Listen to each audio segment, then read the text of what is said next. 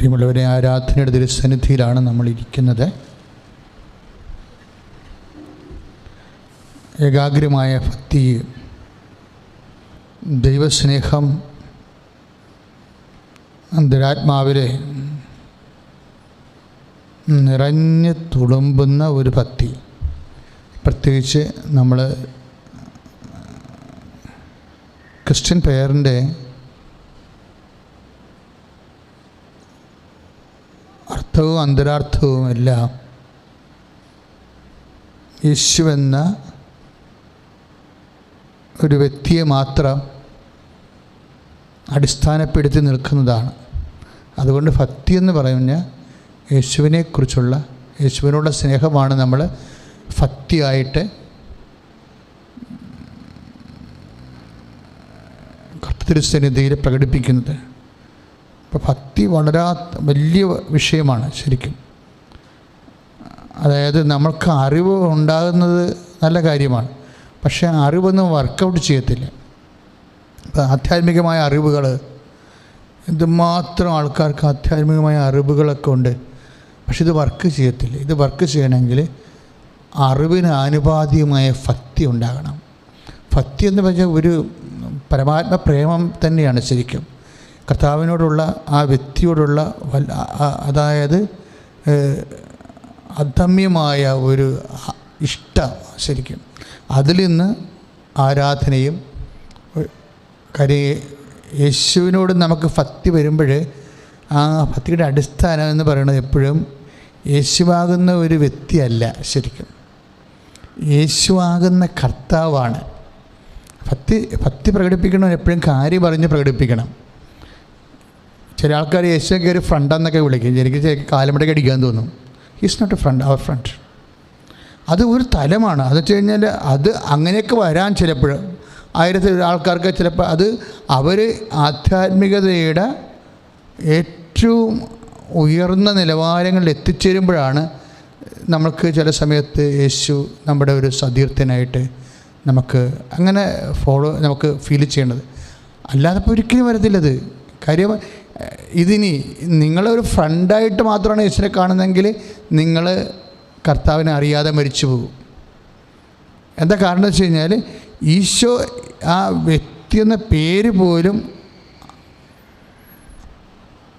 അതായത് നമ്മളെപ്പോഴും മറിയത്തിൻ്റെ മകൻ എന്ന് കൃത്യമായിട്ട് നമ്മൾ വിശ്വാസ പ്രമാണത്തിൽ പ്രത്യേകം പറഞ്ഞു. കാരണം കന്യാമറിയത്തിൽ നിന്ന് ജാതനായി, അത് ഭയങ്കര വാക്കാണ്. മുട്ടിൽ നിന്നാണ് ശരിക്കും പറഞ്ഞാൽ ഈ മനുഷ്യാവതാര ക്രിസ്മസ് കാലങ്ങളിൽ നമ്മൾ വിശ്വാസ പ്രമാണം ചെയ്യുമ്പോൾ ഞാൻ എൻ്റെ മുറിയിൽ മുട്ടി നിൽക്കും. ആ സമയത്ത് മറ്റുള്ളവരുടെ സമയത്ത് അവർക്കറിയത്തില്ല നമ്മൾ എന്താ ചെയ്യണം, എന്തുകൊണ്ടാണ് അവിടെ മുട്ടി നിൽക്കണമെന്ന്. പക്ഷേ വിശ്വാസ പ്രമാണം ചെല്ലുമ്പോൾ അവൻ കന്യാമറിയത്തിൽ ജനിച്ചു എന്ന് പറയുന്ന സമയത്താണ് മനുഷ്യാവതാരം സംഭവിക്കുന്നത്. പക്ഷേ ആ കന്യാമറിയത്തിന് പ്രാധാന്യമുണ്ട്. കാര്യം കന്യാമറിയത്തിൽ നിന്ന് ഒരു യേശുവെ ജനിച്ചിട്ടുള്ളൂ. കന്യാമറിയത്തിൽ ഇപ്പോൾ മറിയത്തിന് വേറെ മക്കൾ ഉണ്ടായിരുന്ന ചില അവാന്തര അവലക്ഷണ സഭകളൊക്കെ ഇങ്ങനെ ബ്ലാസ്ഫമി പറയുന്നില്ലേ, ദൈവദോഷം പറയുന്നില്ലേ, അത് അവരുടെ പാപം അവർ ഉദ്ധരിക്കട്ടെ. പക്ഷേ മറിയത്തിൽ നിന്ന് ജനിച്ച ഒരു യേശു ഉണ്ട്. കാര്യം യേശു പലതുണ്ടേ.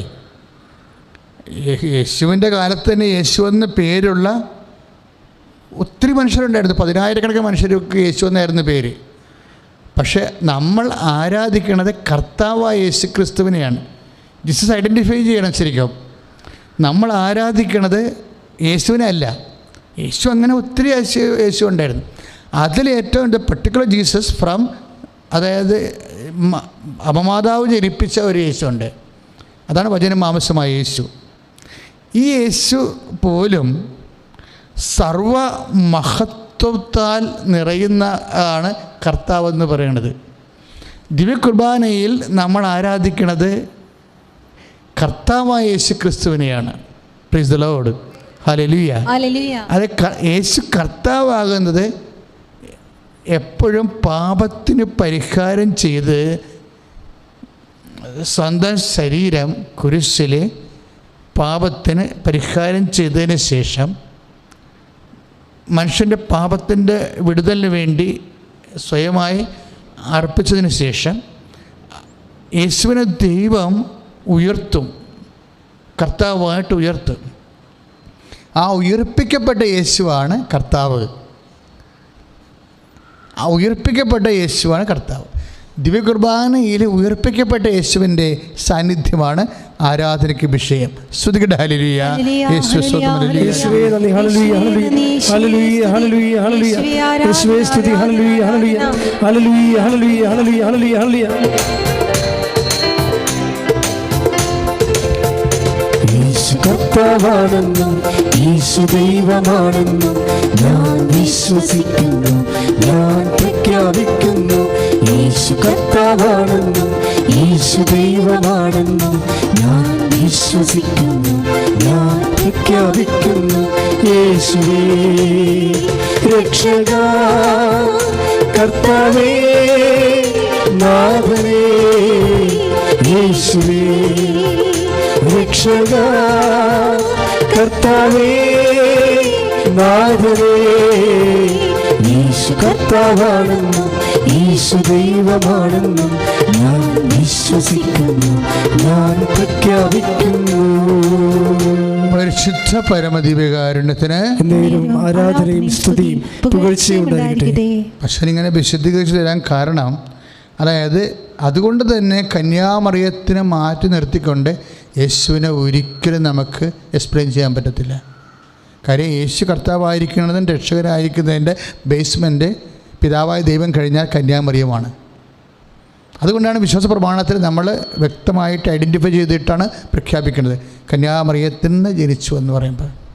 അപ്പം അതിന് യേശു നടത്തിയ രക്ഷണീയമായ വലിയ ദൗത്യവുമായിട്ട് ഡയറക്റ്റ് ബന്ധപ്പെട്ട് നിൽക്കുന്നതാണ് കന്യാമറിയം എന്ന് പറയുന്ന മറ്റൊരു വ്യക്തി, യേശുവിനെ പോലെ മറ്റൊരു വ്യക്തി. ഇപ്പോൾ തന്നെ നമുക്കറിയാം ഫിലിപ്പിയ ലേഖനമില്ലേ, ഫിലിപ്പിയ ലേഖനം 2:11 യേശു ക്രിസ്തു ഏറ്റുപറഞ്ഞ് യേശു ക്രിസ്തു കർത്താവാണെന്ന് പിതാവായ ദൈവത്തിൻ്റെ മഹത്വത്തിനായി എല്ലാ നാവുകളും ഏറ്റുപറയുന്നതിന് വേണ്ടി. അപ്പോൾ യേശുക്രിസ്തു കർത്താവാണെന്ന് എല്ലാ നാവുകളും, whether you are Christian or not, ആരെല്ലാമാണോ ഇത് ഓപ്പണാണ്, എല്ലാവർക്കും യേശു ഒരേ സമയം തന്നെ സംലഭ്യനാണ്. അത് അക്രൈസ്തവ സഹോദരങ്ങളും അറിയണം. കാരണം ഈ വിഷയത്തിൽ ഒരു വേർതിരിവില്ല. യേശുവിൽ നിന്ന് നിനക്ക് ആനുകൂല്യം ലഭിക്കുന്ന വിഷയത്തിൽ, അനുഗ്രഹം ലഭിക്കുന്ന വിഷയത്തിൽ, രക്ഷ ലഭിക്കുന്ന വിഷയത്തിൽ ക്രിസ്ത്യാനിയെന്നോ അക്രൈസ്തവനെന്നോ വേർതിരിവില്ല. ഹൂർ ഇറ്റ് മേ ബി, ആരായാലും അവർ യേശു കർത്താവാണെന്നൊരു വ്യക്തി, യേശു കർത്താവാണെന്ന്, അത് ഇവിടെ പ്രധാനപ്പെട്ട വിഷയം. എല്ലാ യേശുവും കർത്താവല്ല. മറിയത്തും തിരിച്ച പാപത്തിന് പരിഹാരം ചെയ്ത ദൈവം ഉയർപ്പിച്ച ആളാണ് കർത്താവ്. എല്ലാ യേശുവും, ഇപ്പം ചില ആൾക്കാർ എൻ്റെ യേശുവേ, അങ്ങനെ വിളിക്കേണ്ട കാര്യമില്ല. ശരിക്കും പറഞ്ഞാൽ എൻ്റെ കർത്താവേ എന്ന് കൂടി ചേർക്കുകയാണെങ്കിലാണ് അത് സമ്പൂർണ്ണമാകണം. പിന്നെ അവിടെ അത് അനുഗ്രഹം കിട്ടേണ്ട കാര്യം എൻ്റെ യേശുവെന്ന് വിളിക്കണത് ഓട്ടോമാറ്റിക്കായിട്ട് കർത്താവിനെയാണെന്നുള്ളത് പ്രീസപ്പോസ് ചെയ്യുന്നതുകൊണ്ടാണ് നമുക്ക് അനുഗ്രഹം ലഭിക്കുന്നത്. പക്ഷേ ഈ നാമം ഒരു പ്രധാനപ്പെട്ട വിഷയമാണ്. യേശുവിൻ്റെ നാമമില്ലേ, യേശുവിൻ്റെ നാമം എങ്ങനെയാണ് മഹത്വപ്പെട്ടത്? യേശു കർത്താവാണെന്ന് പിതാവായ ദൈവത്തിൻ്റെ മഹത്വത്തിനായി. കാര്യം യേശുവിനെ കർത്താവാക്കിയത് ആരാണ്? പിതാവായ ദൈവമാണ്. യേശുവിനെ കർത്താവാക്കിയത് ആരാണ്? പിതാവായ ദൈവമാണ്. പിതാവായ ദൈവം എന്തിനാണ് യേശുവിനെ കർത്താവാക്കിയത്? അതാണ് ഫിലിപ്പിയർ പറയണത്. 2:6, 7, 8, 9 വരെ ഉണ്ട്. ഫിലിപ്പിയർ 9 വരെയുള്ള വചനങ്ങളുണ്ട്. എന്താണ് പറയണത്? അവൻ പ്രകൃത്യാ ദൈവമായിരുന്നു. ആര്? യേശു കർത്താവ് പ്രകൃത്യാ ദൈവമായിരുന്നു. പിന്നെ സംഭവിച്ചു, ദൈവത്തോടുള്ള സമാനത മൃഗപ്പിടിക്കേണ്ട കാര്യമായി അവൻ പരിഗണിക്കാതെ ദാസനായി. മരണത്തോളം, കുരിശ് മരണത്തോളം തന്നെ താഴ്ത്തി. അപ്പോൾ മനുഷ്യൻ്റെ പാപത്തിന് പരിഹാരം ചെയ്യാൻ വേണ്ടി യേശു മനുഷ്യപ്രകൃതി സ്വീകരിച്ചെന്നാണ് ഈ പറയണത്. ഇതാണ് വെളിപാട്. അങ്ങനെ തന്നെ താഴ്ത്തി, മരണത്തോളം, കുരിശ് മരണത്തോളം തന്നെ താഴ്ത്തി. ഇതാണ് വിഷയം. ഇനിയാണ് യേശു കർത്താവാകണത്.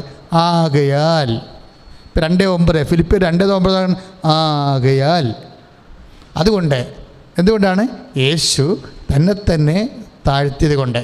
യേശു ദൈവമായിരിക്കവേ ദൈവത്തോടുള്ള സമാനത മുറുകെ പിടിക്കേണ്ട കാര്യമായി പരിഗണിക്കാതെ മനുഷ്യൻ്റെ പാപത്തിന് പരിഹാരമാകാൻ, മനുഷ്യനാകാൻ വേണ്ടി തന്നെ താഴ്ത്തി.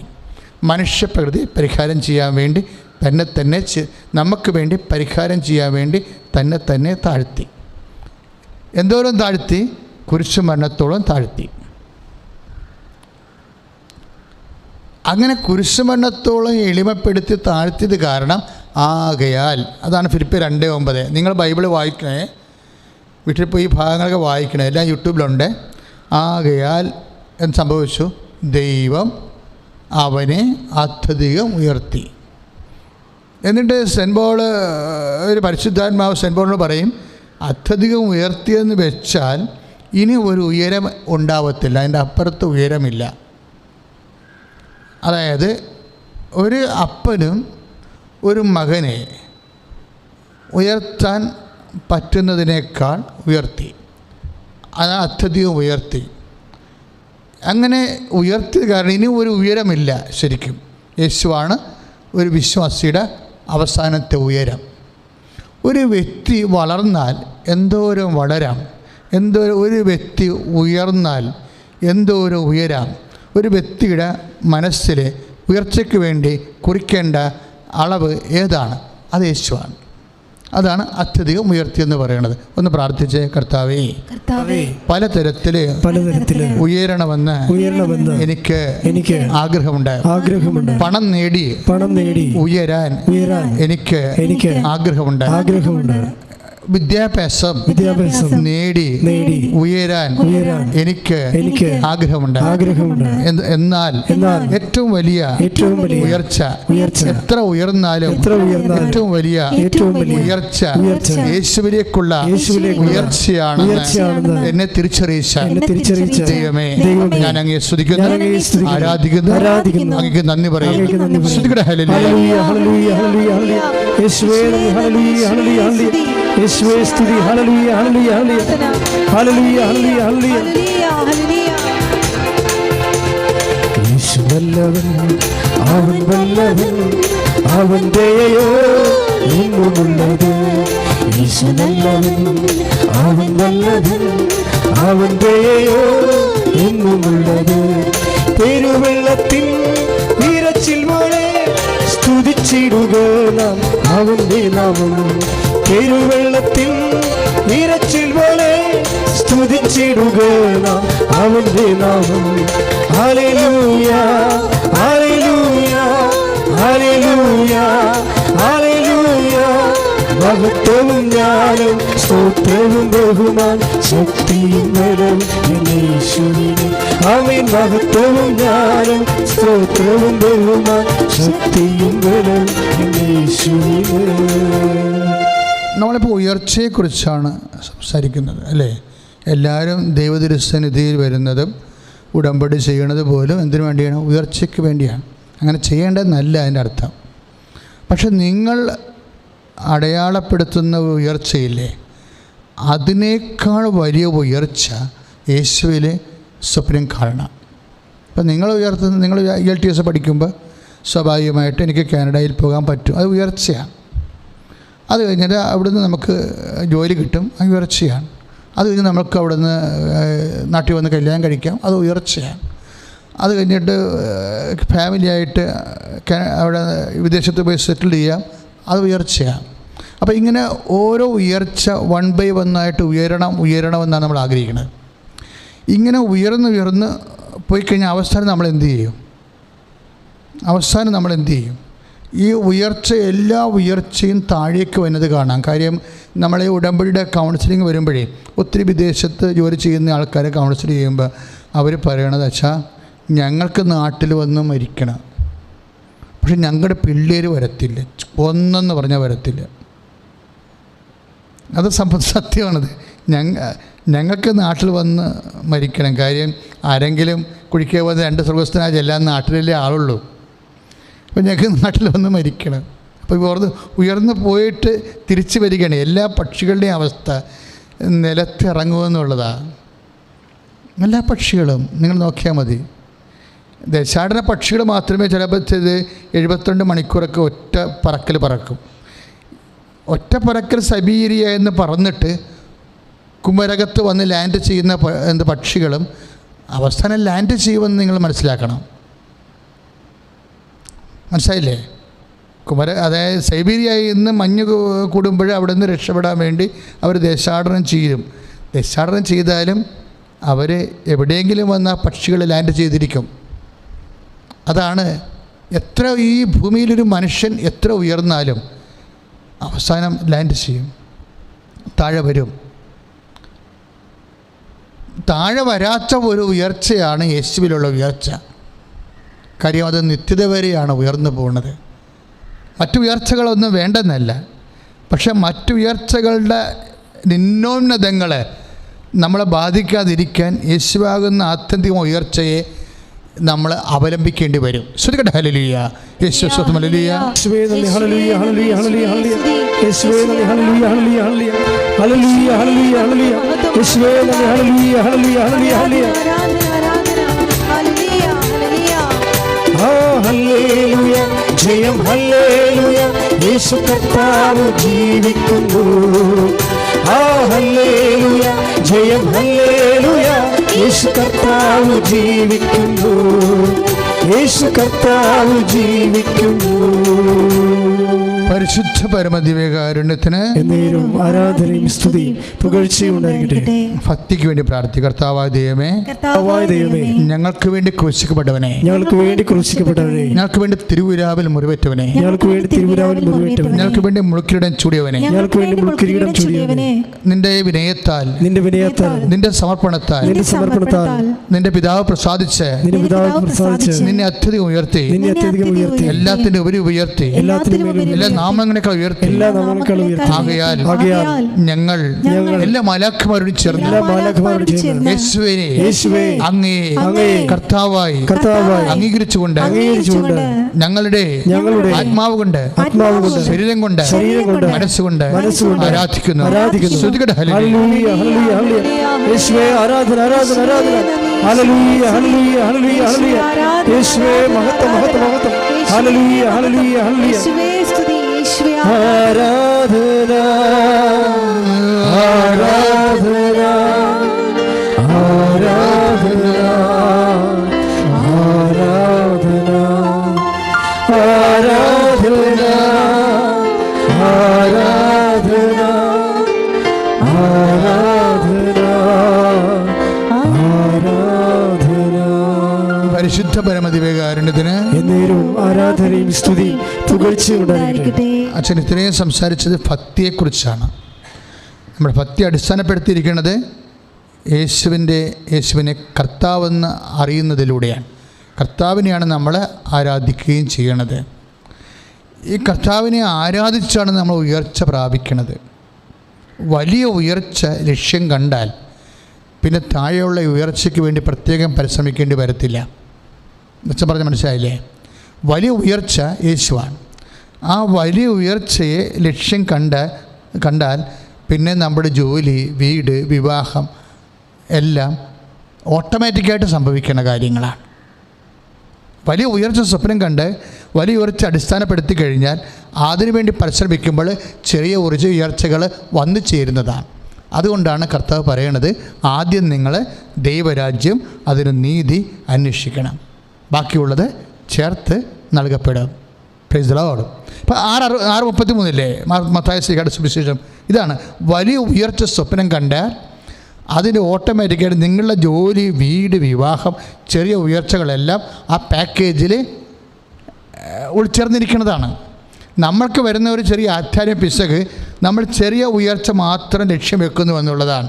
അത് കിട്ടാതെ വരുമ്പോൾ കൊളാപ്സായി പോകും. കാര്യം എന്താണ്?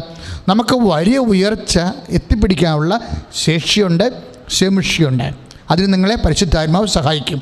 അതിന് നിങ്ങളെ പരിശുദ്ധാത്മ സഹായിക്കും. പ്രാർത്ഥിക്കുക. കർത്താവേ, വലിയ ഉയർച്ചയായ അങ്ങയെ എത്തിപ്പിടിക്കുവാൻ വേണ്ടി ഞങ്ങൾക്ക് പരിശുദ്ധാത്മാവിന്റെയും പ്രത്യേക മാധ്യസ്ഥവും പരിശുദ്ധാത്മാവിന്റെ സഹായവും നൽകി. ഓ ദൈവമേ, ഇപ്പോൾ ആശീർവദിക്കണമേ, ഇപ്പോൾ അഭിഷേകം ചെയ്യണമേ.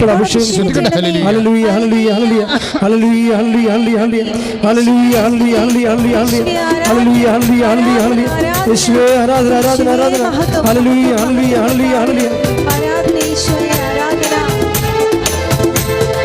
പരിശുദ്ധാത്മാവേ പരിശുദ്ധാത്മാവേ വരദാനത്തിൻ അഭിഷേകം കൊണ്ടെന്നെ നിറയ്ക്കണമേ. പരിശുദ്ധാത്മാവേ പരിശുദ്ധാത്മാവേ ലോകത്തിന്മേൽ വിജയം നേടാൻ ധീരതയേകണമേ. പരിശുദ്ധാത്മാവേ പരിശുദ്ധാത്മാവേ വരദാനത്തിൻ അഭിഷേകം കൊണ്ടെന്നെ നിറയ്ക്കണമേ. പരിശുദ്ധാത്മാവേ പരിശുദ്ധാത്മാവേ ലോകത്തിന്മേൽ വിജയം നേടാൻ ധീരതയേകണമേ. ജലപ്പരപ്പിൽ ചലിച്ചു നിന്നൊരു പരിശുദ്ധാത്മാവേ, ജനകോടികളിൽ ജ്വലിച്ചു നിന്നു പരിശുദ്ധാത്മാവേ. ജലപ്പരപ്പിൽ ചലിച്ചു നിന്നു പരിശുദ്ധാത്മാവേ, ജനകോടികളിൽ ജ്വലിച്ചു നിന്നു പരിശുദ്ധാത്മാവേ. പരിശുദ്ധാത്മാവേ പരിശുദ്ധാത്മാവേ വരദാനത്തിൻ അഭിഷേകം കൊണ്ടെന്നെ നിറയ്ക്കണമേ. പരിശുദ്ധാത്മാവേ പരിശുദ്ധാത്മാവേ ലോകത്തിന്മേൽ വിജയം നേടാൻ ധീരതയേകണമേ. പരിശുദ്ധ പരമദിവ്യകാരുണ്യത്തിന് ആരാധനയും സ്തുതിയും പുകഴ്ചയും ഉണ്ടായിരിക്കട്ടെ. ഒരു മനുഷ്യന് എത്തിച്ചേരാൻ സാധിക്കുന്ന, സങ്കല്പിക്കാൻ കഴിയുന്ന ഏറ്റവും വലിയ ഉയരമാണ് യേശു കർത്താവിൻ്റെ ഉയരം. അതാണ്. അതിനാൽ ദൈവം അവനെ അത്യധികം ഉയർത്തി.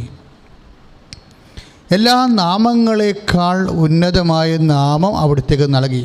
അപ്പോൾ ഉയർത്തുക, ഉന്നതമാവുക. അതുകൊണ്ടാണ് നമ്മൾ ആ വലിയ ഉയർച്ചയെയും ഉന്നത സ്ഥാനത്തെയും നമ്മൾ അവലംബിക്കുന്നത്. എന്തിനാണ്?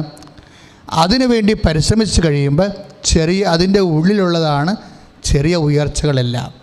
എല്ലാ ചെറിയ ഉയർച്ച നീ ആഗ്രഹിക്കുന്നതെല്ലാം അതിന് താഴെയുള്ളതാണ്. അത് യേശുവിനെ സ്വീകരിക്കുമ്പോൾ അതിൻ്റെ കൂടെ നമുക്ക് ഓട്ടോമാറ്റിക്കായിട്ട് ലഭിക്കേണ്ടതാണ്. പക്ഷേ അപ്പോഴും നമ്മൾ പ്രധാനപ്പെട്ട ചിന്തിക്കണം, നിൻ്റെ ജോലി അല്ല വലുത്, അതിനേക്കാൾ വലുതാണ് യേശു. നിൻ്റെ കടങ്ങൾ പരിഹരിക്കുന്ന അല്ല വലുത്, അതിനേക്കാൾ വലുതാണ് യേശു.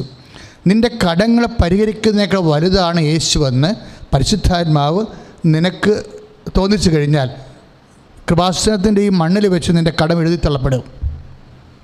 പറഞ്ഞ മനസ്സിലായി? നീ സാമ്പത്തിക കടമുള്ള ആളാണ്, പക്ഷേ നിൻ്റെ കടങ്ങൾ പരിഹരിക്കുന്നതിനേക്കാൾ വലിയ കാര്യമാണ് യേശുവിനെ നേടുന്നതെന്ന് പരിശുദ്ധാത്മാവ് ഇപ്പോൾ നിന്നെ തോന്നിച്ചു കഴിഞ്ഞാൽ ഈ മണ്ണിൽ വെച്ച് ദൈവം നിൻ്റെ കടം റൈറ്റ് ഓഫ് ചെയ്ത് കളയും. നിനക്കിപ്പോൾ ക്യാൻസർ രോഗമാണ്, നിൻ്റെ രോഗം സുഖപ്പെടുന്നതിനേക്കാൾ വലിയ കാര്യമാണ് യേശുവെന്ന് ഇപ്പോൾ നീ ചിന്തിച്ചാൽ ഈ മണ്ണിൽ വെച്ച് നീ സുഖപ്പെട്ടിരിക്കും. ശ്രുതികട ഹല്ലേലൂയ, യേശുവേ സ്തുതി, ഹല്ലേലൂയ, ഹല്ലേലൂയ, ഹല്ലേലൂയ, ഹല്ലേലൂയ, ഹല്ലേലൂയ, ഹല്ലേലൂയ, യേശുവേ സ്തുതി, ഹല്ലേലൂയ, ഹല്ലേലൂയ, ഹല്ലേലൂയ, ഹല്ലേലൂയ, ഹല്ലേലൂയ, ഹല്ലേലൂയ, ഹല്ലേലൂയ, ഹല്ലേലൂയ. യേശുവേ നന്ദി, യേശുവേ മഹത്വം, യേശുവേ ആരാധന, ആരാധന യേശുവേ. യേശുനാമം അതിശയനാമം, ഈഴയിരിക്കുന്ന നാമം. യേശുനാമം അതിശയനാമം, ഈഴയിരിക്കുന്ന നാമം. എല്ലാ നാമത്തിലും മേലായ നാമം, ഭക്തജനം വാഴ്ത്തും നാമം. എല്ലാ നാമത്തിലും മേലായ നാമം, ഭക്തജനം വാഴ്ത്തും നാമം. എല്ലാ മുഴങ്കാലും മടങ്ങിടും തിരുവും വല്ലഭത്വമുള്ള നാമം. എല്ലാ മുഴങ്കാലും മടങ്ങിടും തിരുവും വല്ലഭത്വമുള്ള നാമം. ശ്രീയേശുനാമം അതിശയനാമം, ഈഴയിരിക്കുന്ന നാമം. ശ്രീയേശുനാമം അതിശയനാമം, ഈഴയിരിക്കുന്ന നാമം. പരിശുദ്ധ പരമദിവ്യകാരുണ്യത്തിന് എന്നേരും ആരാധനയും സ്തുതിയും പുകഴ്ചയും ഉണ്ടായിരിക്കട്ടെ. യേശു കർത്താവാണ് എന്നുള്ള വലിയ വിശ്വാസ സത്യമാണ് നമ്മുടെ ബാക്കി എല്ലാ തകർച്ചകൾക്കും അർത്ഥം നൽകുന്നത്. യേശു അർത്ഥമാകുന്നത്, ജീസസ് ജീവിതത്തിൻ്റെ മീനിങ് ആകുന്നത് അവിടെ വെച്ചാണ്. കാരണം കുരിശുമരണത്തിന് അർത്ഥമില്ല. നാട്ടുകാരുടെ മുമ്പിൽ അപമാനിതനായി അപമാനിതനായി മരിക്കുന്നതിന് ഒരർത്ഥമില്ല. അപ്പോൾ ഈ മുൽക്കിയുടെ ചൂടിയതിന് ഒരർത്ഥമില്ല. തിരുവിലാവിൽ മുറിവെക്കുന്നതിന് ഒരർത്ഥമില്ല. Unless we become the lord. അപ്പോൾ യേശുവിനെ കർത്താവാകുമ്പോഴാണ് കുരിശുമരണത്തിനും മനുഷ്യാവതാരത്തിനും എല്ലാത്തിനും അർത്ഥം നൽകുന്നത്. യേശു കർത്താവാകുമ്പോഴാണ്, യേശു മരിച്ചോട് ഉയർത്തെഴുന്നേൽക്കുമ്പോഴാണ്, യേശുവിന് പിതാവായ ദൈവം മരിച്ചോട് ഉയർത്തെഴുന്നേൽപ്പിക്കുമ്പോഴാണ് യേശുവിൻ്റെ പീഡാനുഭവത്തിന് അർത്ഥമുണ്ടാകുന്നത്, യേശുവിൻ്റെ കുരിശുമരണത്തിന് അർത്ഥമുണ്ടാകുന്നത്. ദൈവത്തിലെ അതുപോലെയാണ് നിൻ്റെ കാര്യം. നിൻ്റെ സഹനങ്ങൾക്ക്, നിൻ്റെ രോഗങ്ങൾക്ക് അർത്ഥമുണ്ടാകണത് അത് യേശുക്രിസ്തു നാമത്തിൽ നീ സ്വീകരിക്കുമ്പോൾ, യേശുവിനെ കർത്താവായി നീ ഏറ്റുപറയുമ്പോഴാണ്. സ്തുതിയുടെ ഹല്ലേലൂയ. ഹല്ലേലൂയ ഹല്ലേലൂയ ഹല്ലേലൂയ. യേശുവേ നന്ദി. ഹല്ലേലൂയ ഹല്ലേലൂയ ഹല്ലേലൂയ ഹല്ലേലൂയ ഹല്ലേലൂയ.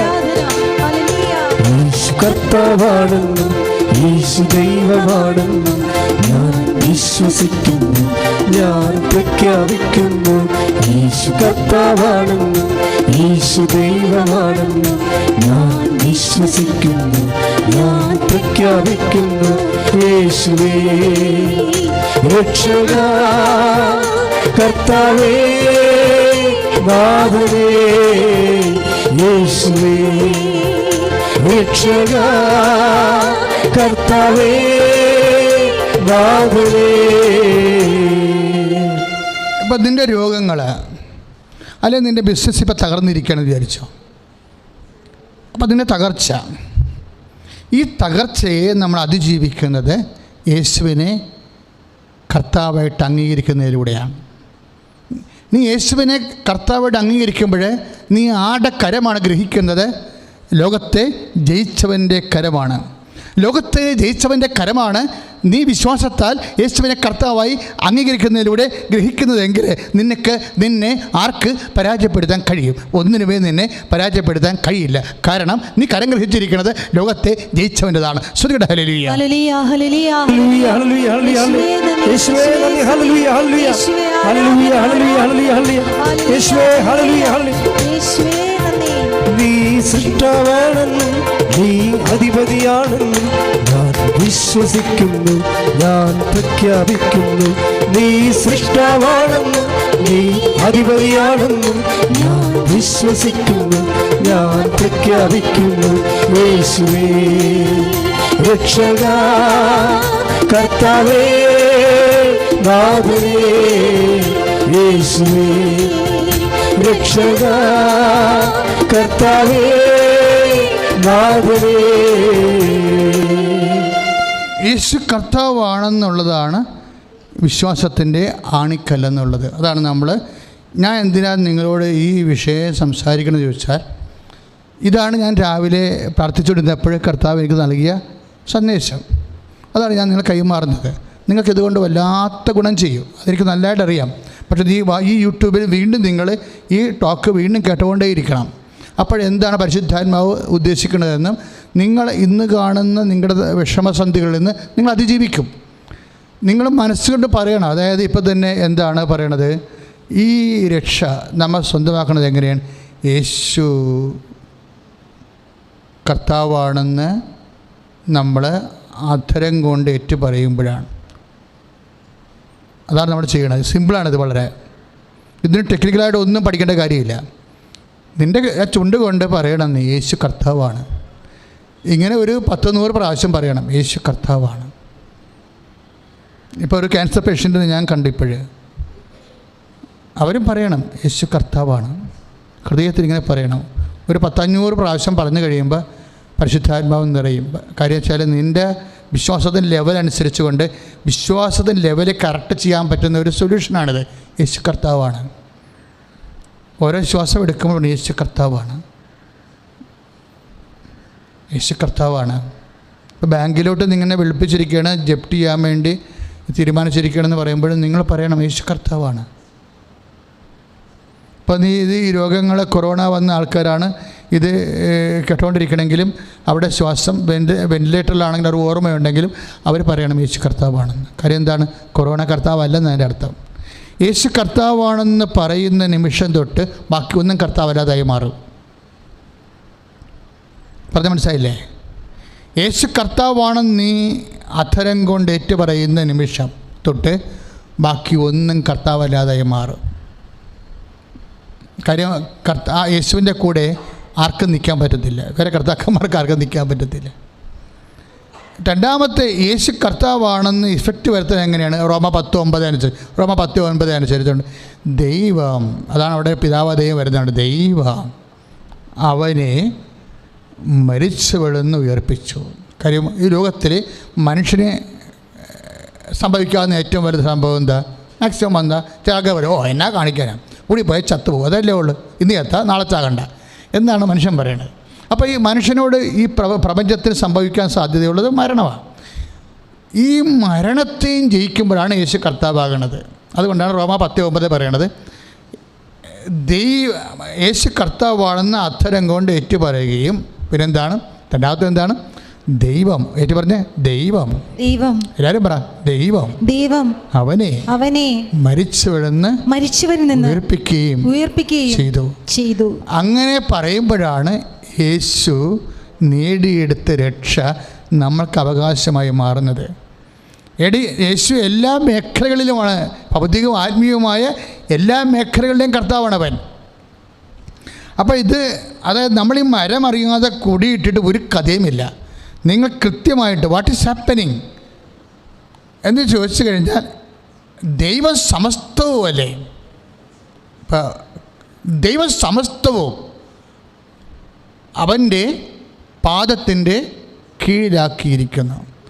ഇപ്പം നമ്മൾ 1 കൊരിന്ത്യർ വായിക്കുമ്പോഴേ 15:26 വായിക്കുമ്പോൾ ഈ വചനം നമ്മൾ അത്ഭുതപ്പെടുത്തും. അതായത് സമസ്തവുമാണ്, ദൈവം സമസ്തവും അവൻ്റെ. അപ്പോൾ അതിൽ ആ സമസ്തമെന്ന വാക്കിൽ നിൻ്റെ ജീവിതം മൊത്തമുണ്ട്. അല്ലാതെ നമ്മൾ ഒരു സൂപ്പർ മാർക്കറ്റിൽ പോയാൽ എല്ലാ സാധനവും അത് അവിടെ കിട്ടണതിനാണ് നമ്മൾ സൂപ്പർ മാർക്കറ്റ് എന്ന് പറയണത്, അല്ലെങ്കിൽ മെഗാ മാർക്കറ്റിംഗ് എന്നൊക്കെ പറയണത്. എന്താ പറയണത്? നമുക്ക് വേറെ ഒരിടത്ത് പോകേണ്ട കാര്യമില്ല. അതുപോലെ അപ്പോൾ 1 കൊരിന്ത്യർ 15:26 എന്നാ പറയണത്? ദൈവം സമസ്തവും അവൻ്റെ പാദത്തിൻ്റെ കീഴിലാക്കിയിരിക്കുന്നു. സമസ്തവുമാണ്, അല്ലാതെ ആത്മീയ കാര്യം മാത്രമല്ല. അതിനകത്ത് നിൻ്റെ PSC ടെസ്റ്റ് ഉണ്ട്, റാങ്ക് ഉണ്ട്, ഇല്ലേ? നിൻ്റെ ഇടിഞ്ഞു വീഴാൻ പോകുന്ന മതിലാണെങ്കിൽ അത് നാളെ വീണാൽ അത് കെട്ടാൻ ഇനി എന്ത് ചെയ്യുമെന്ന് ഓർത്തുകൊണ്ട് നീ വിഷമിക്കായിരിക്കും. അതും അതിനകത്തുള്ളതാണ്. അത് നീ അറിയാതെ കെട്ടിത്തരണതിന് അതിൻ്റെ സംവിധാനമുണ്ട്. സമസ്തവുമാണ്. ഇങ്ങനെ ഓരോ വിഷയം സമസ്തവും എന്ന വാക്ക് വന്നപ്പോൾ തന്നെ എല്ലാം മാറുകയാണ്. യേശു കർത്താവാകണത് ഈ സമസ്തവും അവൻ്റെ പാദത്തിൻ്റെ കീഴിൽ വരുമ്പോഴാണ്. അപ്പോൾ നിനക്ക് ചുണ്ടിൽ ചില പാണ്ട് വരണത്, ചില ഒരു ചേച്ചിൻ്റെ സഹോദരനോട് എനിക്ക് ചുണ്ടിൽ പാണ്ട് അയച്ചാന്ന് പറഞ്ഞു. അപ്പോഴും ഞാൻ എൻ്റെ മനസ്സിൽ പറഞ്ഞ്, ഈ സഹോദരി യേശു കർത്താവാണെന്ന് പൂർണ്ണമായി വിശ്വസിക്കുന്ന സമയത്ത് പാണ്ട് മാഞ്ഞു പോകും. കാരണം ഒത്തിരി പാണ്ടുകൾ മാഞ്ഞു പോയി ഞാൻ കണ്ടിട്ടുണ്ട്. അമ്പലപ്പുഴ കിഴക്ക് കഞ്ഞിപ്പാടത്ത് ധ്യാനം നടത്തുന്ന സമയത്ത് ദിവ്യകുർബാന ഇതുപോലെ ഇരിക്കുന്നുണ്ട് ഇവിടെ. അപ്പോൾ കർത്താവ് എനിക്കൊരു സന്ദേശം തന്നിട്ട് പറഞ്ഞ്, ചുണ്ടിലെ പാണ്ട് മാഞ്ഞു പോകുന്നത് ഈ ആരാധനയിൽ സംഭവിക്കുന്നുണ്ടെന്ന്. അപ്പോൾ ഞാൻ ഉടനെ പറഞ്ഞു, ചുണ്ടിലെ പാണ്ട് മാഞ്ഞു പോകുന്ന ഒരു സഹോദരിയെ കർത്താവ് സുഖപ്പെടുത്തുന്നു. ചുണ്ടിൽ പാണ്ടുള്ള സഹോദരിയെ കർത്താവ് സുഖപ്പെടുത്തുന്നു. ആരാധനയും കഴിഞ്ഞു പോയി, ആരാണെന്നറിയാൻ പാടില്ല, ആരും വന്നില്ല.